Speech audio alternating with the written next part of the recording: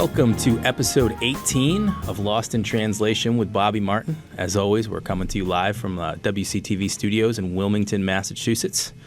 I'm Sam Perkins. Bobby, thank you for joining me. I think we're starting to get back into a groove after like a half a year off. This is like 2 weeks. Frankie Beverly and Mays back in stride again, right? How are you doing? Doing well, Sam. It's good to be back.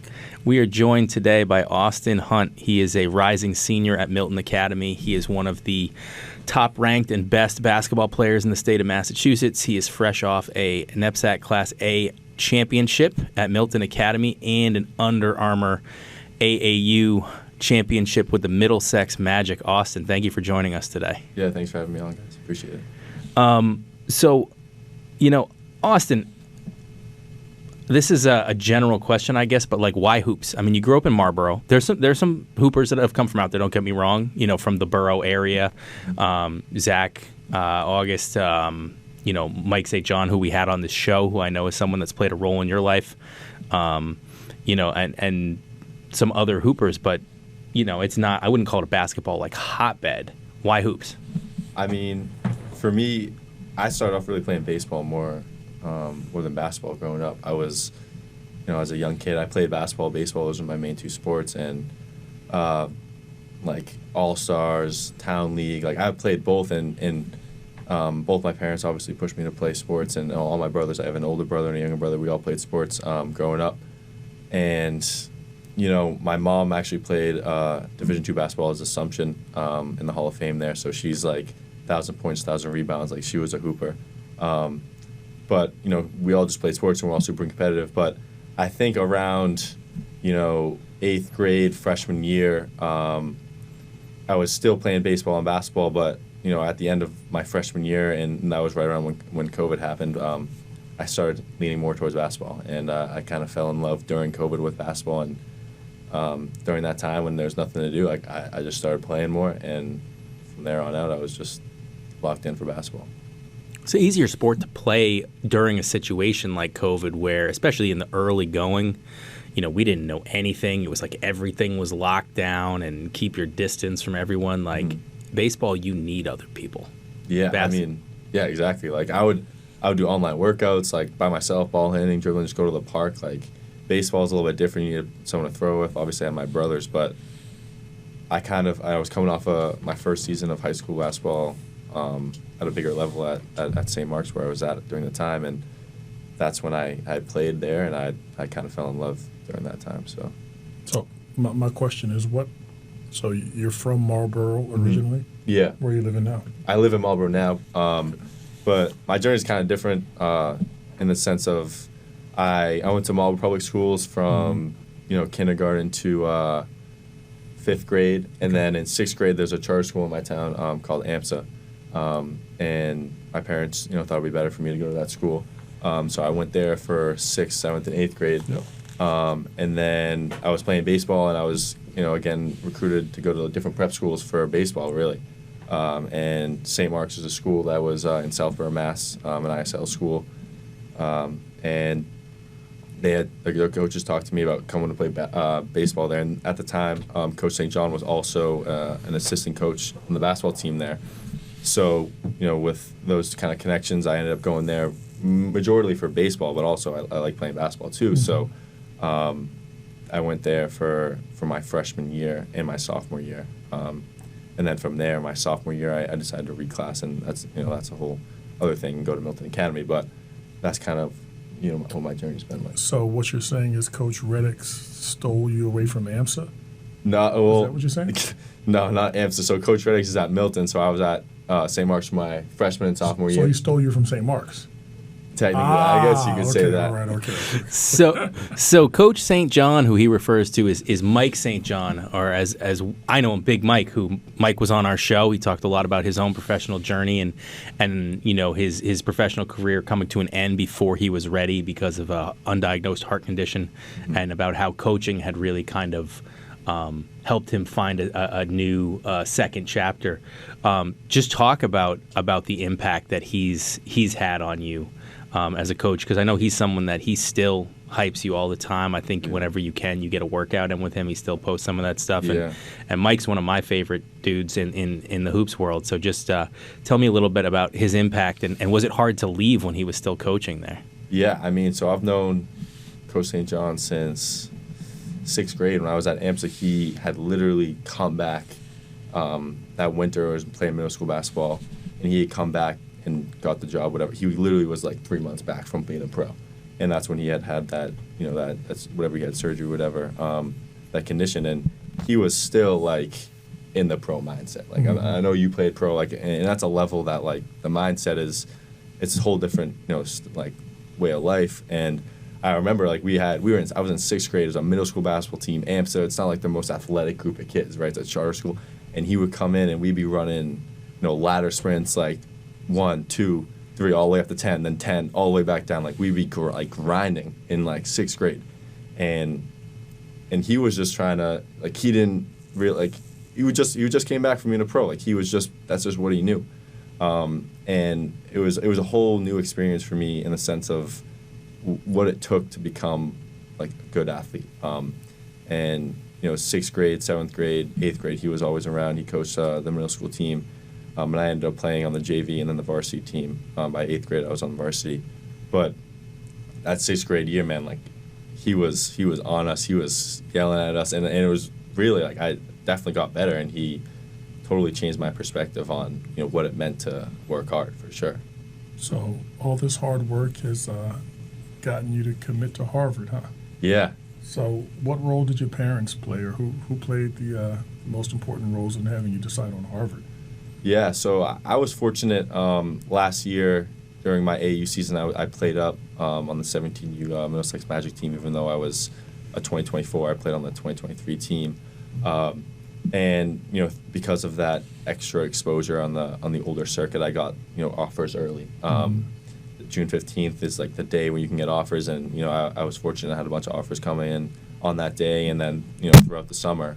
And Harvard, was a school for me when I was when I really started thinking about basketball. Even in 8th grade, it was kind of like, obviously it's a local school. It's Harvard. Everyone knows Harvard, but it was it was my dream.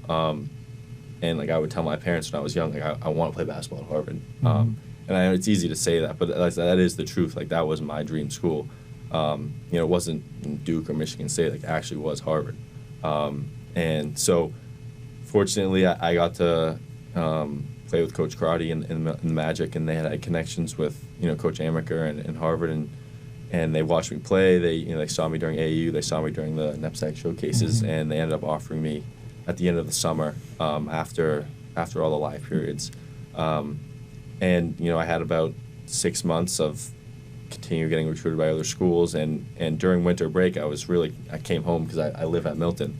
I came home and I was really talking to my parents, like, what am I waiting for here? I know this is where I want to go. This is where I really wanted to go my whole life. And could I hold out and play another year of AAU like this season and try to get a higher level or a different school? And I was like, not really. Like, I like the coaches. I like the feel. This is I feel comfortable with these guys. So I ended up committing there, and I think it was January, about 6 months after I got the offer. So do you still have schools calling you just to say hello? Nah, not really. No, I mean, no, I don't. No texts. Nothing. No, I mean, I'm sticking with my guys at Harvard. Definitely, those are my guys. I don't blame you. And, shout out to Tommy. Yeah. Maybe we can get him on the show sometime. We'll see. Absolutely. Yeah, maybe one day.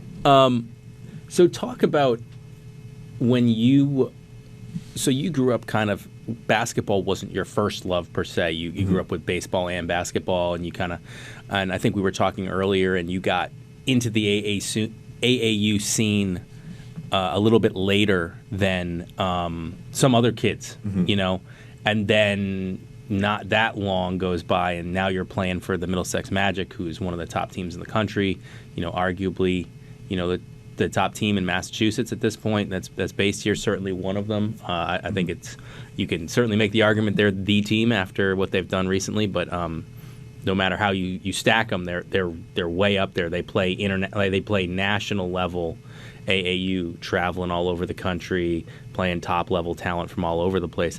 What was that experience like? What was your like welcome to AAU transition like?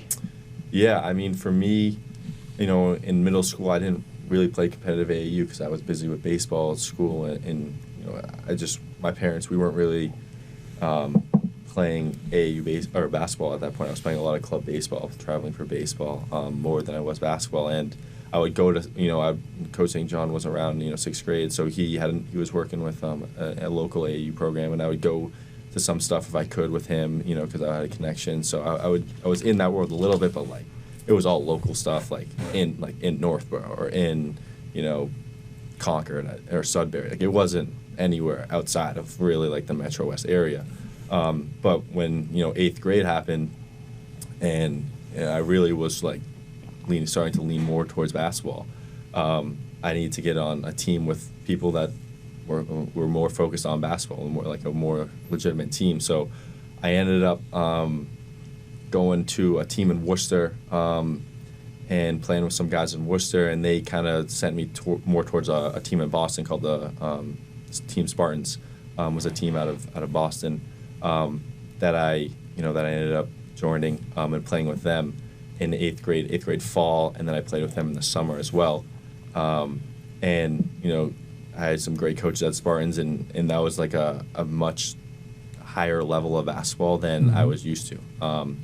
It was a lot faster, a lot more kids that were a lot more focused on basketball than any other sport. So I was traveling into Boston. I was practicing at Pine Manor College. We would play the better tournaments for middle school kids at the time, as much as they're middle school kids, so it's not really the highest level. But that was my introduction to like this is what it's gonna take. Like I don't think I started, like I wasn't the best player on the team by any means, but that was really the first time I got real AAU basketball experience. What do you remember? Was there a moment or anything that stands out to you when you were like, man, like I can really play this game. Like I can play with these guys, with whoever it is in the country. Like, is there any moments that stand out to you that was that kind of like, announcement to the world, announcement to yourself that like, man, I belong on the court with whoever's out here? Man, a singular moment? I mean, I guess, I was working, like, so last summer, June 15th, like I mentioned, was the day that you can get contacted by college coaches. So, I'd been working and I'd been having coaches say, like, oh, you could be a Division I player, like, there's coaches interested in you, stuff like that. But I didn't believe it until I got on the phone with a coach, right? So, I mean, I wasn't thinking that, I believed that I was, but I didn't, I wasn't there yet. So when I first started talking to that Division I coach, like, that was probably the moment I was like, all right, like, I'm legit, like, I can actually play. There's people that see me and think I can play. A moment on the court, I mean, when I was, like, I mean, a specific moment, I don't know if I can really say. I don't really remember. I mean, when I was at St. Mark's my freshman year, I started, and we went like 500. We weren't great, but I started and played in the league. Like, I don't know if I averaged like 6 or 7 points. I wasn't great, but I was playing with those guys. So at that moment, I was like, all right, like, kids on my team were D3, and I think we had one D1 kid, and I was like, yeah, I could get there, but not really until last summer was I like, yeah, I'm there. Yeah, it's almost as if, well, it actually is you start piecing together moments. It's never one specific moment. Exactly, for sure. Right, yeah, no, I totally get that. How have you dealt with your setbacks, or have you had any? What have you learned from them? Yeah, I mean, for me, I've had, obviously, every basketball player, every athlete has injuries, and, you roll an ankle, you break an ankle, you dislocate a finger. Like, you have these little things that, when you're sitting on the bench, it's like, and you're hurt and you can't play. It's tough mentally. Mm-hmm. But I think those little setbacks, you learn from them, you get better, you change the way that you work out, the way you eat, whatever. What happened to you? I broke my ankle in 8th grade. Ouch.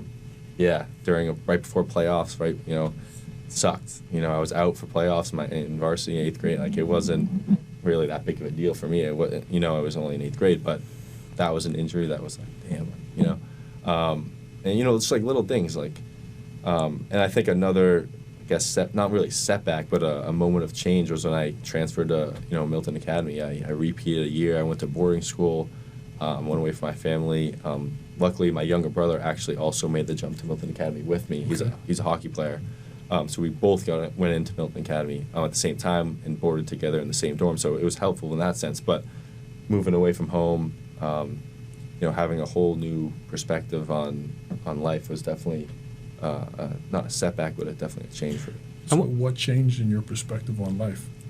I think just, living by yourself and really when I went there, I had a goal. Like I wanted to be a Division I basketball player. I wanted to go to Harvard, and I had no offers, really no popularity. I don't know what you want to call it, but no hype. No hype. Yeah, none of our guys on our team had any clout or anything like that. And when you're there by yourself, it's like you got school and you got basketball, and that was really what I focused on. And for that year, we ended up going. We started 3 sophomores, and we went to the NEPSAC semifinals. Semifinals. We won the first round. So with 3 sophomores that started, right, and that was just a goal that we had, and we just got there. And so yeah. So the NEPSAC, it's one of the best prep conferences in the country. I would say from what I got to know you guys 2 years ago. I shot you guys. Obviously, Hooper's obviously bigger than the average people, but you get on the court, and it's not like a team that you're like, holy shit, these are some insanely physically, top to bottom. Do you feel like teams slept on you for a while when you were there? Yeah, when we first got there, we had, I got into Milton later than normal application process or whatever, and so did a couple of the basketball guys. So, and we were all young. We had 4 new kids that came in for basketball, that year, and obviously other teams didn't really expect us to really be that good. Right. But we knew once we got on campus and started working out with each other, we had Coach Reddicks obviously supporting us and telling us that we could be good if we do the things that he said and play together and play the right way. And we had a great season. I'm not sure what our record was. I think we had 4 or maybe we had 5 or 6 losses on the season. And we went to the semifinals. We had a great season. And I think that even though we had a great season, we lost, and that kind of gave us more motivation to come back this past year. When did you think hey, we might have something special this year? Did you see a championship coming from, or did you see that potential? And if so, do you remember when, or if there was, when it was you started thinking hey, we might have something here? Yeah, I think probably this fall we have fall workouts and coaches come, whatever, and we just work out and practice with the guys. And we added a new guy, CJ Cox, who actually plays on the Middlesex Magic team, and a couple of other new athletes that came into the school. And we would have runs, and our runs were super competitive. We were really going at it 3-on-3, 4-on-4, 5-on-5. We were really going at it. And at that point we had all gotten a little bit more notoriety around the state, and I think we ended up being ranked number 1 going into the season. So it was kind of all right, now we have some respect. Now we have a group of guys that actually believe, and we have shown that we can play.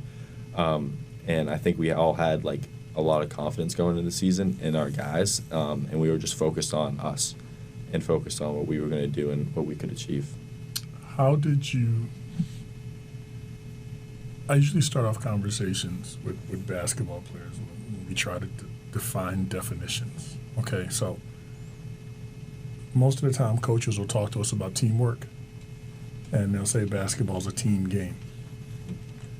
I usually fight back, and I'd like to know your thoughts on this. Basketball is a individual sport where you give yourself to a team dynamic. The reason I say that is because when I'm not playing well, nobody can cheer me up.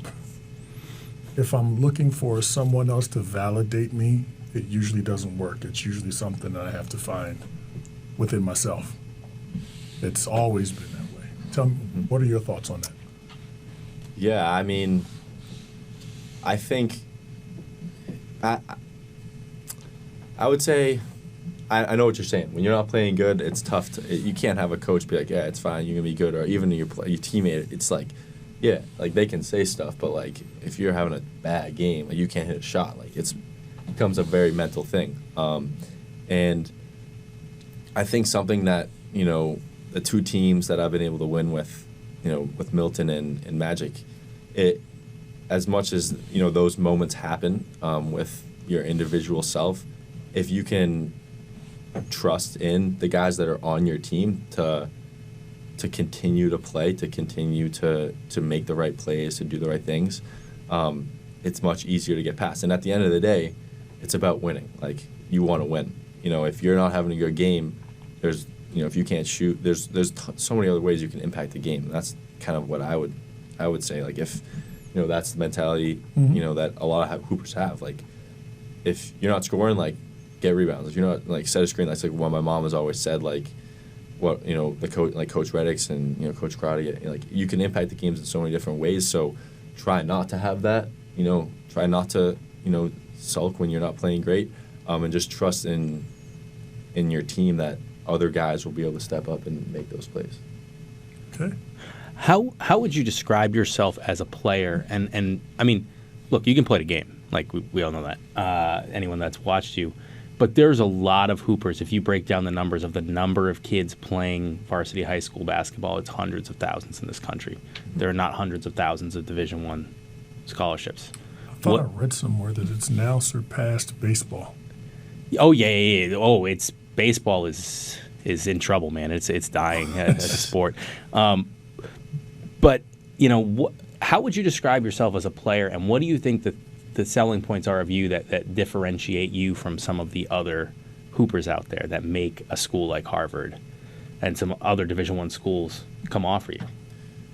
Yeah, I mean, I think that something that I'm thankful I have is I'm pretty athletic. Like, I can get up, I can dunk, I can run, and I can guard. So I think that athleticism definitely separates me from the average high school basketball player. Now, all Division I basketball players are very athletic, but in the terms of hundreds of thousands of high school basketball players, I think that is definitely a leg up that I have. And then when it comes to actually at the Division I level, what separates me from other Division I guys that are getting recruited, I feel like I'm more of a guy that I try to be able to do not just one thing, right? I'm a good shooter, I'm a good passer, I'm a rebounder, I'm a screener, I'm a defender. Like, I try to spread out what I do in more than one aspect of the game.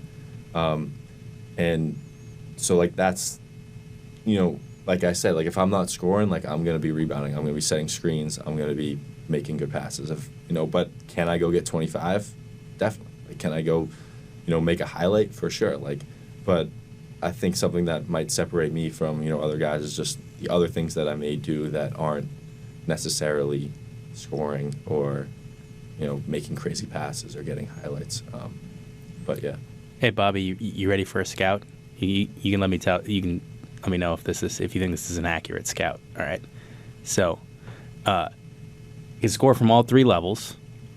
If you set a screen on him, you're going to feel it. Wins most 50-50 balls. If you try to jump with him and he's got a head of steam, unless you've got about 6 or 7 inches on him, he's probably going to embarrass you.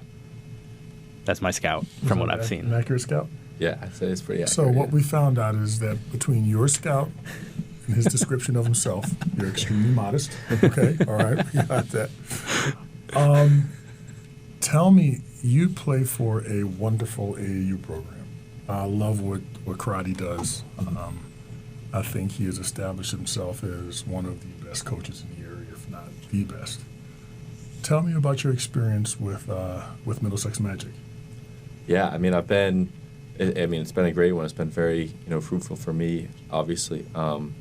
I joined, I want to say, this is my 3rd summer. So I played, my first summer was, I think, after my first sophomore year, I joined with the Middlesex Magic. And Coach Crotty, I was reaching out to kind of get to a bigger program than when I was at. And No, the you Middlesex, were with the Spartans before that? yeah, I was Okay. with the Spartans. They were a great program, but they still played a little bit more of a local schedule, and this is when I was really trying to make a jump. And the Middlesex Magic was a team that I'd heard of, and I had reached out to Coach Carty. We met and talked and had a workout, and he was asked me to come play for them.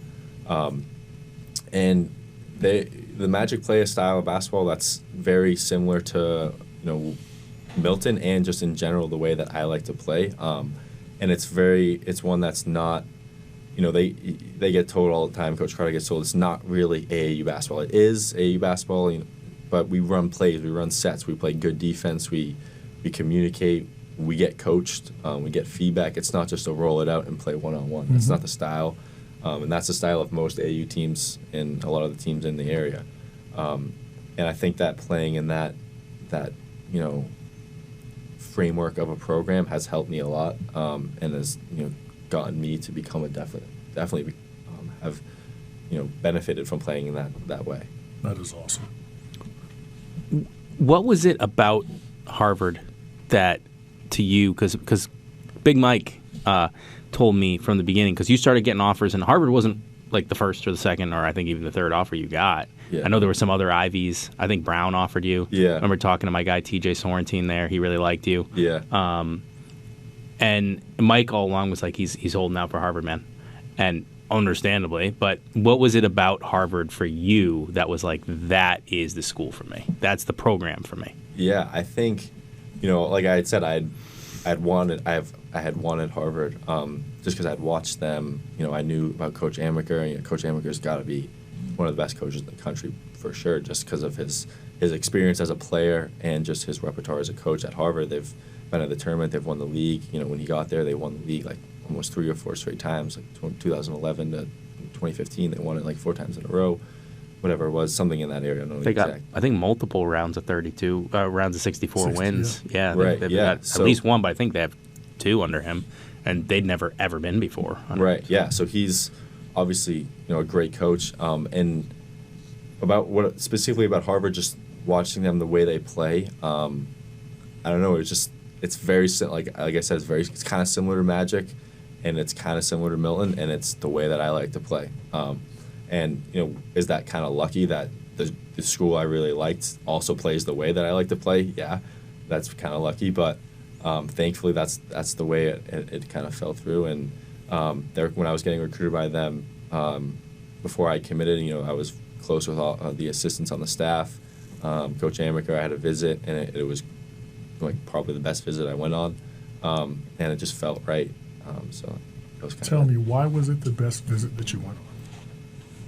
I mean, I went on basically almost every school that offered me. I went on a visit last summer. Now, how So many officials did you take? I didn't take any officials. They were all unofficial. Okay, So it was all all right, like day, unpaid for, just day trips, because it was all local schools for the most Okay. part. And I don't know, I spent the whole day with them. I got food with them. And they just, like, we watched film, like we kind of most of the same stuff that you do on a visit, but it just felt different. I don't know. I'm sure you kind of had that feeling when you were getting recruited. You just feel a different way.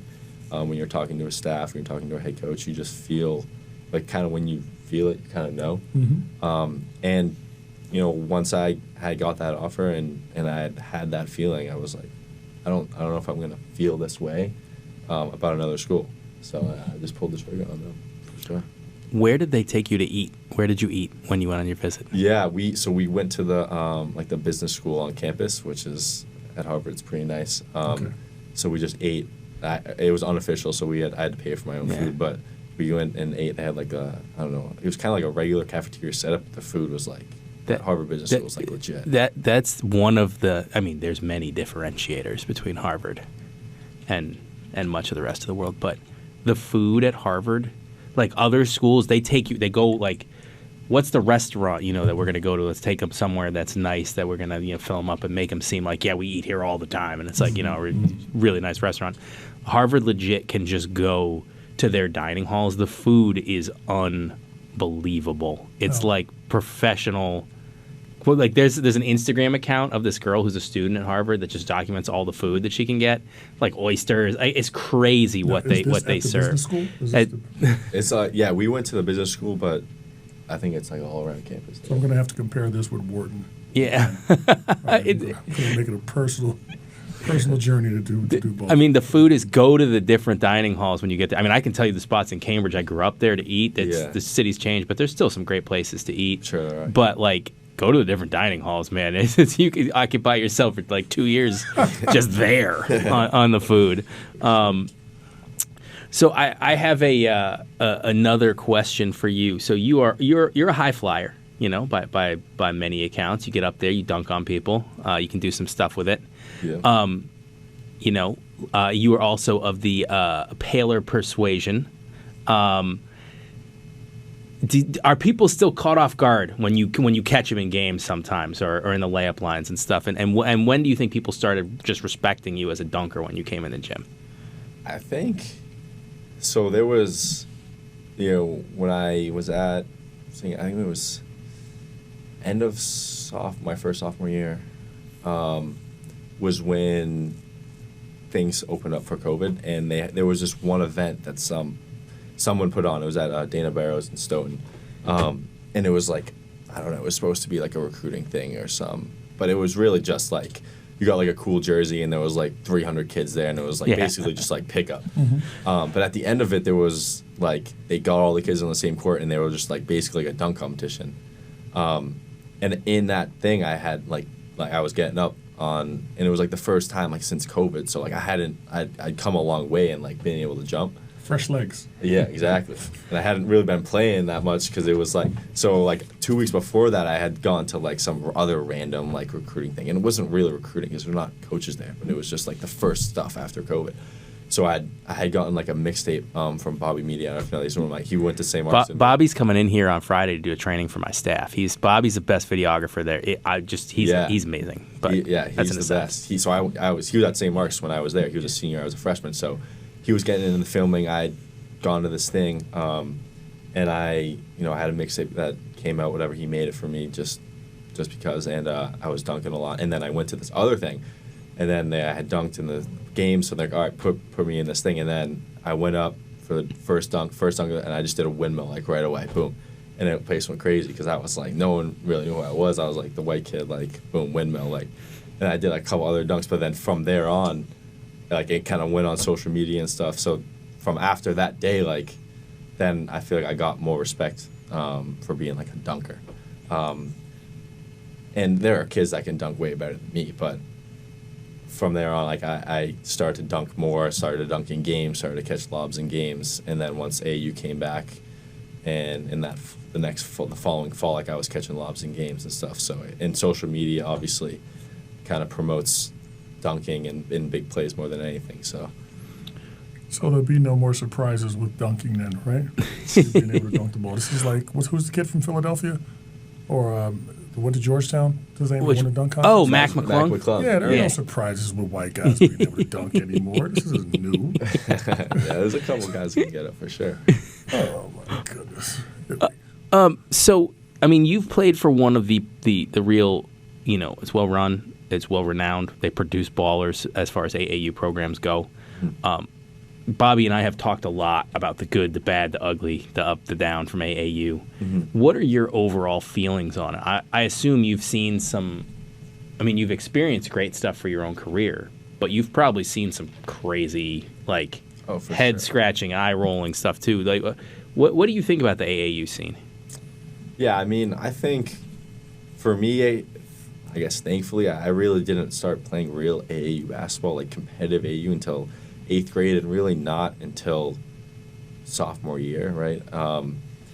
And, I guess you see on social media, like, 4th graders, 3rd graders playing, like, AAU, and I don't know, I didn't do that. Like, that wasn't me. I was playing town stuff. Like, I was just playing for fun. Like, that wasn't really, what I was doing. And I've seen coaches, like, I've seen coaches get in fights. I've seen fans get thrown out. I've seen all the stuff. Like, AU tournaments can be crazy, especially, weirdly, it's more like not circuit stuff. So, like, not really important stuff. It's like a 5th grade game where, like, the coach is crazy and That's where like the worst stuff really ends up happening. And I think that's unfortunate for those kids. But I mean, I can't really knock my experience. I've been very, grateful for the coaches that I've had and the programs that I've been in to have a good experience in the AU scene. But it definitely is a grind. You basically are playing basketball all year long. You play in the fall, then you go to winter season, then you play spring, and then you play summer. So there's not a lot of break in it, which is, has its pros and cons, I guess. But AAU basketball is definitely a different animal compared to a lot of other, sport leagues out there, for sure. How would you describe Coach Reddicks, your prep school coach, and the role that he's played? I know that he coached at Harvard, he coached college, and he went back to be an athletic director. He doesn't have a connection to the current Harvard staff. He was before them. But what would you say about him as a coach and about the role that he's played in your career? Yeah, I think when I was looking to reclass and transfer to St. Mark's, I was talking to Coach Crotty, and my brother, like I said, also came to Milton with me. He was already going. Right? Yeah, he was playing hockey, so he was already going to Milton. So that was kind of, through Dylan, my younger brother Dylan, I looked at Milton. And in Coach Reddicks, I had, known a little bit about Milton because I had played in the same league, but didn't really know much. And then started talking to Coach Reddicks, and once I got on campus, I kind of realized like how much knowledge he really has. He had been there for 14 seasons now, I think. So he's been there for a while. He's been around basketball a lot. Obviously I knew a little bit about his experience, but I once I got on campus and started hanging out with him, like he's just a great guy. Like more than just a coach, he's just a great mentor. And he's done a lot for me and my teammates, getting us talking to coaches, putting us in great opportunities to win games and win the league. So he's a great coach. He knows a lot about basketball, but off the court, he's just a great guy, great mentor, and great guy to talk to, and help us in our lives in general. Going to prep school, going away from home, living, it's something. When you go to college, you experience it. Most people are, living in a dorm, but you experienced it earlier than most high school kids, most people in this country. Mm-hmm. Most people don't go to prep school, so you're not like the only one, but like. Were there ever times when you were there, and Milton it's still in Massachusetts, but it's not exactly close to Marlborough. It's not like you can just 10-minute drive home. Yeah. Were there ever times that you were kind of like, man, I don't know, I think I might want to go home, or that you had doubts about being there? I mean, thankfully I had my younger brother there, so it wasn't like I didn't see any family, and my parents would come to most of our games, so. It wasn't like I never saw anyone, and I think I really enjoyed like Milton. I like living, I like the kids in my dorm, so and I like my teammates. But it was hard going away from my parents and not seeing them as much as I obviously had. And it's definitely a totally different, way of life than like a normal high school kid. Even the kids at my school that are day students, they just go home whenever they want. So it's definitely an adjustment, but. For me, when I went there, like I had goals. Like I wanted to get good grades, be good at basketball, so I could, go play college. So I was very focused on those things when I got there, and those were the things that I worked on. So I was pretty locked in when I got there, in the sense of like, this is what I want to accomplish, so this is what I'm going to do. But yeah, there was definitely times I was like, damn, like I wish I could just buzz home and eat dinner with my parents and like have my mom cook up a good meal, but I was pretty focused, so it didn't happen too often. That's an awesome answer. I think most kids who make it at those private schools are locked in on what they want to do. There's a certain set of values that they have, mm-hmm. and they're going to follow that no matter what. There may be some discomfort. Mm-hmm. But once you get that basketball in your hands, and you get exactly. out there on the court, exactly. You think about what you want to get accomplished. It becomes pretty easy. Yeah, definitely.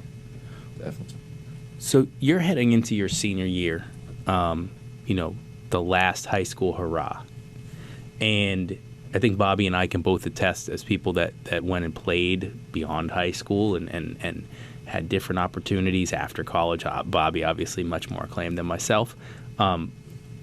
But no matter how great it is, it's never quite the same as high school. It's always different. I'm not saying it's worse, but I'm saying it's different. Yeah. There's just I want to say carefree, because like kids, I think carefree is really misused. Kids have so much shit that they're dealing with, like that adults aren't even aware of. And I think social media can magnify things, and I need to get off on a tangent, but it's like, I'm not saying kids are stress-free, carefree, but there still is a level of, even at a prep school and being independent, that like you're not fully in the real world yet. Oh yeah, definitely. And you've got one more year of this. What is your mindset going into your last year of high school, where like this is it as far as being a high school student, and then you start getting out there into the real world? Yeah, I mean, I think it's tough because it's like part of you is I want to graduate, I want to get to college, and I want to start playing basketball. I want to start playing. And then, like you said, like that is going to become a job. Like going to college playing basketball is going to become like a different. It's not the same. It's not going to be as carefree. I think that is kind of a term you can use, but it's going to become like it's a lot different than high school basketball will be in high school in general. So it's kind of like you have these two kind of sides of it. And I don't know. I think for me, I'm going to try to enjoy like my last year of high school and hanging out with my friends and not having like a lot of real pressure, especially because I'm going to be able to be committed. So I'll feel good about where I'm at. And I think that will be nice to maybe lessen the load a little bit on the senior year and try to enjoy like hanging out with people and playing my senior year basketball and trying to have fun with it. Even though we're still going to be competing for a championship, but I don't know. It's like it's going to be my 5th year too, so it's like I'm kind of ready to go to college, which is like I said, it's conflicting. Like I want to have fun and I want to chill out and just enjoy it, but it's like kind of getting ready to lock in and go play basketball in college too. So yeah, you've got what is there? There's a growth mindset and a goal mindset. Yeah, I think there's probably room for both. Now I think you'll do extremely well. I don't know if I set a screen, I don't know how much I would feel. Well, yeah, but Bobby, like, I mean, you are you're your own screen, man. Like, yeah, you're just, it's even at your age, man. I walk into you and it's like I'm feeling it for 3 weeks. Bobby, what advice do you have for Austin? He's about, he's got one more year, and then he's taking the next step in that journey that you walked many years ago. What advice do you have to him? I'm going to start by saying that you are much more locked in than I was coming out of high school. You're going to a university that is, it's a prestigious university. I mean, Pitt wasn't a bad university, but it's not Ivy. The only advice I would say is to keep your mind open. Harvard, like any other university in the country, has its issues. Keep growing. Keep your mind open. Be willing to question yourself. Be willing to question the things that people tell you. Because if you're not able to express yourself and learn who you are, then someone else will be speaking for you. So as long as you do that, you're going to be okay. Yeah, it's funny when I talk to other people, to younger kids, and it's like, who am I to give advice? But I've lived a pretty decent amount. I've been many different places, lived all over the country, and when I left for college, I thought I knew everything, and then I realized over time how much I didn't know. Is I would tell people, just talk to people that are different than you, and listen, seriously listen to them, from different backgrounds, different races, different socioeconomic classes, different hopes and dreams. And I'm not saying adopt their beliefs or abandon your beliefs. I'm saying just genuine interactions and genuinely listen to what they have to say, and then form your own opinion. Always form your own opinion, but make sure that you can talk to people and interact with people from different walks of life. And in Cambridge, you'll have plenty of opportunity for that if you go outside the gates and the ivy-covered walls, and even inside. Harvard, over the years, it's the student body has gotten a lot more diverse, and I think you're ready for a really amazing journey. I'm kind of envious a little Yeah, bit, you know. just- I wouldn't give up my family for anything, but like still envious of that you're about to begin, you know. I remember that, about to begin.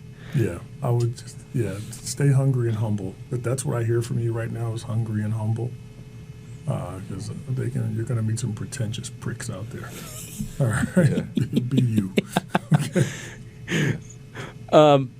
So Austin, thank you so much for joining us today. It was really awesome to have you on. We're looking forward to seeing you guys run it back for one more year of hoops, and then really looking forward to seeing what you do in the next phase.